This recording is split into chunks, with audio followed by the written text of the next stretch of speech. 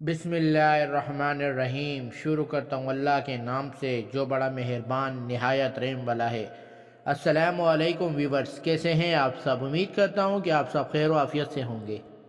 शवाल की 25, 26, 27 तारीख को अगर कोई आदमी ये अमले मुजरब इख्तियार कर ले तो अल्लाह तबारक व तआला उसको अधूरे कामों से छुटकारा अता फरमा देंगे। बाज़ लोग परेशान होते हैं कि बच्चे मदरसे में दाखिल कराए लेकिन हिफ्ज़ की तामील से पहले ही छोड़ रहे हैं, बच्चे भाग रहे हैं, या आलिम का कोर्स नहीं कर रहा, या स्कूल में, कॉलेज में, यूनिवर्सिटी में कहीं भी तालीम के लिए दाखिल कराया तो बच्चा बच्ची आधे से फरार इख्तियार कर रहे हैं, या कोई भी ऐसा काम कारोबार शुरू करे और आधे से छोड़ दे।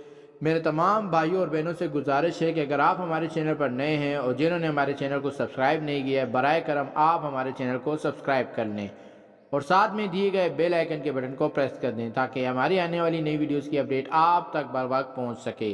कोई नौकरी करे, आधे से भाग रहा हो, कोई घर का काम अधूरा छोड़ रहा हो, कोई भी काम में रुकावट आ जाए, या बंदा फरार हो जाए या अधूरा छोड़ दे, रिश्ता है अज़वाजी, मियाँ बीवी आधे रिश्ते से ख़त्म करना चाह रहे हैं, ना इत्तेफाकी पैदा हो गई है, तो इन सारे मामलात के लिए आप ये अमले मुजरब इख्तियार कर सकते हैं। ये अमले नहायत ही मुजरब है। अल्लाह ने सूरह मोमिनून आयत के अंदर आयत नंबर 36 ये आयत करीमा हैहात लिमा तुअदून, ये आपकी स्क्रीन पर भी आ रही होगी। इस आयत करीमा को 70 मरतबा आप पढ़ें किसी भी वक्त, 25, 26, 27 शवाल और हर माह की 25, 26, 27 को आप पढ़ सकते हैं। हमारे तमाम वजीफ़े जो किसी महीने की तारीख के होते हैं वो आप हर माह में इस तारीख में अदा कर सकते हैं। तो शवाल की 25, 26, 27 को आप ये आयत करीमा 70 बार पढ़ें और इस मरीज़ को खिलाएं पिलाएं, और अगर हाजिर है तो खिला पिला दें, अगर गायब है तो उसके लिए दुआ करें। अल्लाह उसको अधूरे कामों में तकमील अता फरमाएगा और उसको पाए तकमील तक पहुँचाने की तौफीक देगा।